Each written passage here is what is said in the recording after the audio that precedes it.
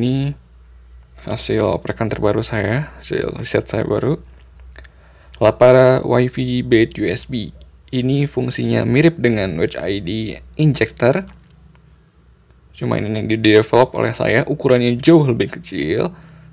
Dan ada opsi resetnya juga, jadi lebih mature dibandingkan Wedge ID.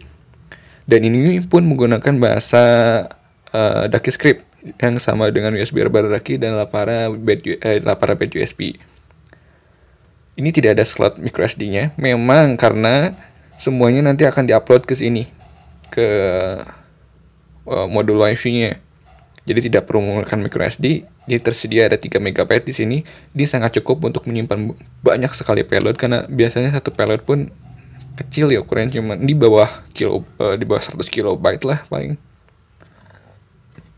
Ya. Ini tombol reset. Jadi cara menggunakannya ketika ini dicolokkan, lalu Wi-Fi-nya nyala, semuanya nyala, ini tinggal dipencet sekali, ditunggu sekitar 1 menit, nanti si Wi-Fi-nya akan kembali ke, atau si settingannya akan kembali ke settingan pabrikannya, settingan saya. Ini pun ada tersedia bungkusnya. Saya cetak dengan printer 3D. Cara memasangnya adalah tinggal ini digeser sini.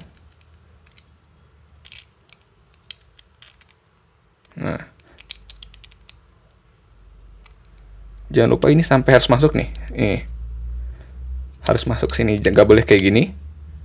Nggak boleh kayak gini nih. Harus masuk sampai sini. Nah, ditekan sedikit.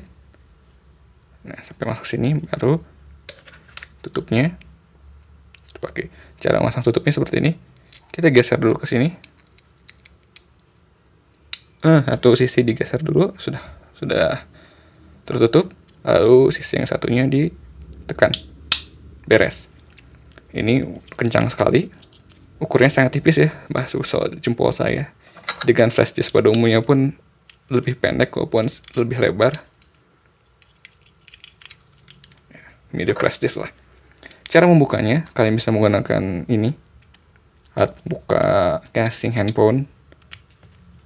Nah, tuh, kebuka. Atau bisa juga menggunakan apapun yang bisa mencongkel ini, pokoknya pakai gunting kuku bisa, pakai ujung cutter bisa, jadi nggak usah dibuka cutternya, ujungnya ini nih bisa dipakai untuk buka ini. Kita lihat. Nah, geser tengah, goyang-goyang, bisa kebuka. Saya juga akan demonstrasikan cara penggunaan Watch ID-nya. Ini ada 2 LED ya di sini. Saya lupa sebutkan. Sini LED pertama, LED modul Wi-Fi-nya.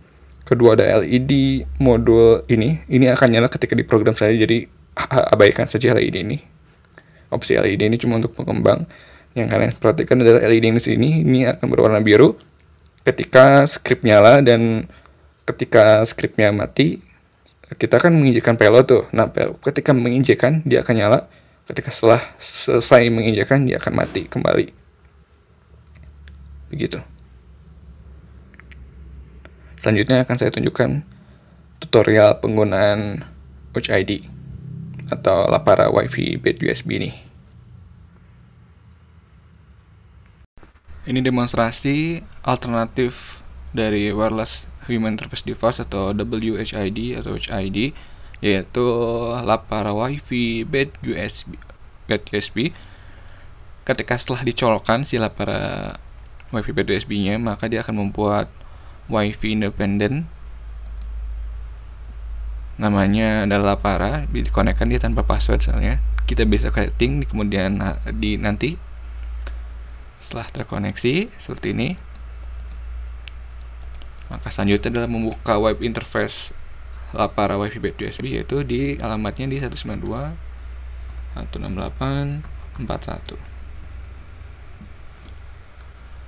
Klik ini, klik here. Nah, untuk memudahkan kita akan perbesar saja ya. Nah, ini ada 3 MB storage-nya buat nyimpan payload. Pertama kita di configure ini aja dulu. Masukkan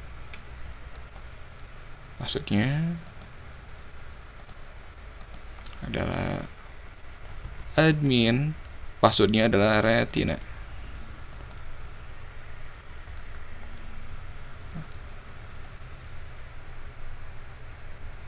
Pertama, kalian bisa buka buku petunjuknya untuk lebih jelasnya ya, untuk lebih lengkapnya saya akan hanya menunjukkan saja.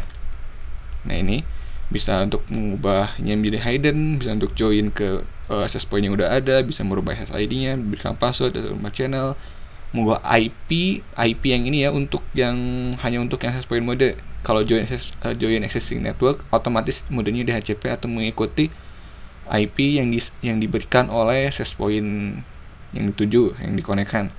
Ini laporan admin setting tadi yang admin Retina defaultnya bisa dirubah juga. FTP server setting bisa di-enablekan, bisa di-disablekan. Ini fungsinya untuk mengupload payload menggunakan FTP server. Karena enak ya kalau menggunakan FTP server bisa di-rename di situ. Kalau menggunakan web base ini nggak bisa di-rename, bisa di-upload, bisa download. Lebih banyak opsi untuk manajemen filenya. Ini auto-run scrub every plugin nanti bisa dirubah. Misalnya kalau scriptnya keylogger kan keyman.txt, tapi defaultnya itu adalah script. Setelah selesai nanti di upload setting, di apply setting. Nah kita lanjut ke list of payload. Ini belum ada ya. Ada dua opsi di sini, ada upload payload, ada live payload mode. Kita coba dulu live payload mode. Nah ini kita ketikkan saja.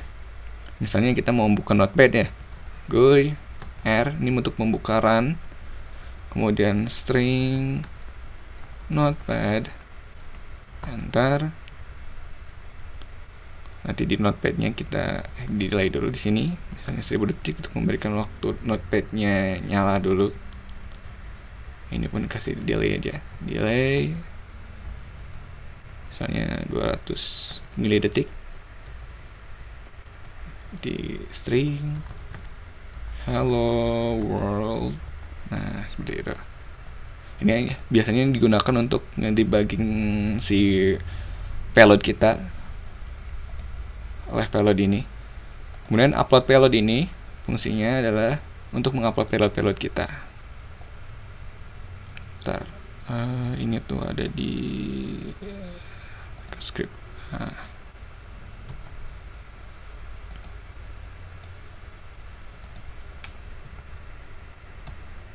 Nah bisa upload misalnya keyman, upload, bisa upload lagi. Misalnya kita upload script netcat, kita list payloadnya. Nah nanti opsinya bisa di run langsung, bisa di download, bisa di delete payloadnya. Kalau di run langsung aktif, aktif si keyloggernya aktif, ini script keyman atau script netcatnya. Tapi kalau misalnya ini ketika dicolokkan baru di run baru aktif ya. Tapi kalau misalnya mau aktif ketika si BDSP jadi colok, wifi BDSP colok, kita opsinya tadi yang tadi di configure, kemudian diisi di sini. Ini depan bagian payload slash ini nggak boleh diganti ya. Nah, tinggal diubah ini aja keyman.txt. Kalau di apply setting, nanti kalau minta di reboot ya di reboot, kalau nggak diminta ya nggak usah juga, nggak masalah. Ini format file system untuk mengformat isi memori penyimpanannya. Jadi nanti kalau di format isi ini akan dihapus keseluruhannya, jadi tanpa mendelete satu persatu. Kalau upgrade ini, kalau ada misal bug, kalian menemukan bug dilaporkan ke saya, nanti akan saya perbaiki dan kalian tinggal ini admin ya, maksudnya nanti tinggal choose filenya, di choose, dipilih filenya, di upload. Nanti akan saya kasih filenya .bin biasanya, kemudian tinggal di upgrade firmware-nya begitu. Ini helpnya lebih lanjutnya tutorial tapi dalam versi mini-nya di sini. Tapi maaf, ini saya masih pakai bahasa Inggris ya kalau di sini, karena emang awalnya saya mengdevelop ini dalam bahasa Inggris semua, full bahasa Inggris. Ini lisensinya.